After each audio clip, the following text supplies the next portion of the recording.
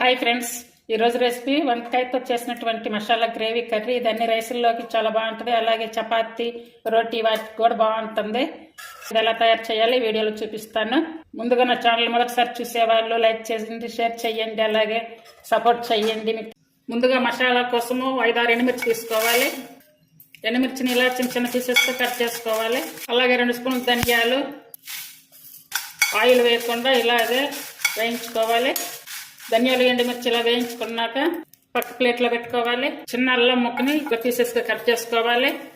5-6 వెల్లుల్లి ఇలా 2-3 నిమిషాలు అల్లం వెల్లుల్లి వేయించుకున్నాక ఇప్పుడు ఇందాక ధనియాలు ఎండుమిర్చి వేయించుకున్నాము. ఇప్పుడు ఇవన్నీ కూడా చల్లారి పెట్టుకొని మిక్సీ పట్టుకోవాలి.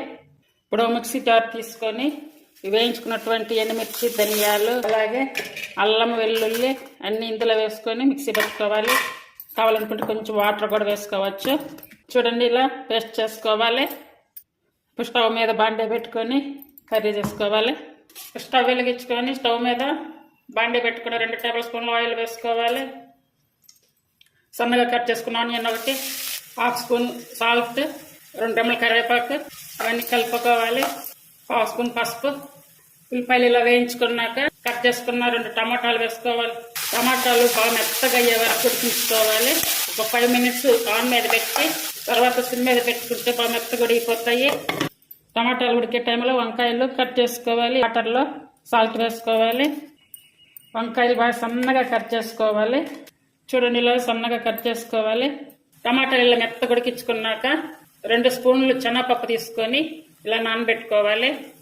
కర్రీ చేసుకోబోయే ముందు 1 గంట నానబెట్టుకుంటే సరిపోతుంది. పచ్చిమిర్చి ముందుగా పేస్ట్ చేసుకున్నటువంటి మసాలా వేసుకోవాలి.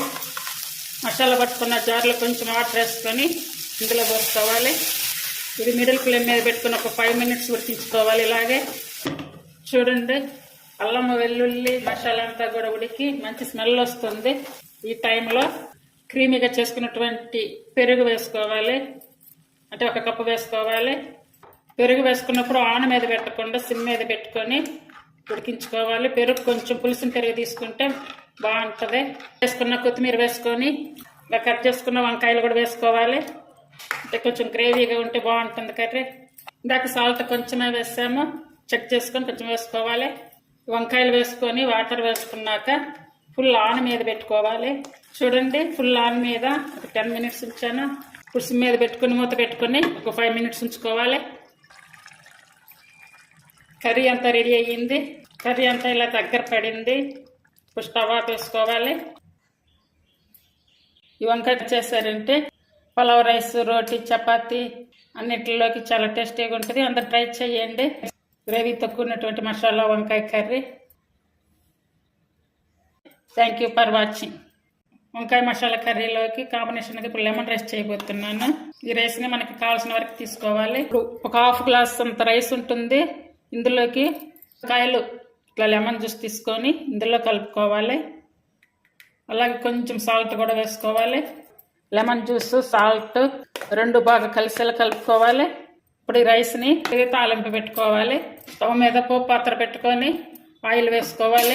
ఆయిల్ వేడయ్యాక 1/2 స్పూన్ మెంతులు, అలాగే 1 స్పూన్ ఆవాలు, 1 స్పూన్ శనగపప్పు, కొంచెం ఇంగువ, సన్నగా కట్ చేసుకున్న అల్లం ముక్కలు, 2 ఎండుమిర్చి, 1/2 స్పూన్ పసుపు, 4 స్పూన్లు పల్లీలు, 6-7 పలకలు జీడిపప్పు ఇవన్నీ కూడా వేయించుకోవాలి. ఇప్పుడు తాలింపు అంతా వేయించుకున్నాక కరివేపాకు, అలాగే కట్ చేసుకున్న పచ్చిమిర్చి, ఇందాక అన్నంలో కొంచెం వేస్తుంది సాల్ట్, ఇప్పుడు కొంచెం వేసుకోవాలి. అంటే మనకి టేస్ట్ సరిపడ సాల్ట్ వేసుకోవాలి. ఇప్పుడు స్టవ్ ఆఫ్ వేసుకోవాలి. ఇప్పుడు వేయించుకున్నటువంటి పోపు అంతా కూడా అన్నంలో వేసుకోవాలి. ఈ తాలింపు అంతా కూడా అన్నంలో బాగా కలిసేలా కలుపుకోవాలి. ఈ రైస్లో చేసినటువంటి వంకాయ కూరను వేసుకొని తింటే చాలా టేస్టీగా వస్తుంది. మసాలా వంకాయ కూరతో పాటు ఈ లెమన్ రైస్ని చేసుకొని తిని చూడండి, టేస్ట్ తిరిగిపోతుంది. లంచ్ బాక్సులకు కానీ పిల్లలకు కానీ అందరికీ పెట్టచ్చు. అన్ని విధాలు ఉపయోగపడుతుంది. తప్పనిసరిగా ట్రై చేయండి. ఈ రెసిపీస్ మీకు నచ్చినట్టయితే లైక్ చేయండి, షేర్ చేయండి, అలాగే ట్రై చేయండి. ఈ 2 కాంబినేషన్తో చాలా బాగుంటుంది. కొత్తగా నేర్చుకునే వాళ్ళు కూడా ఇలా చేసి చూడండి. Thank you for watching.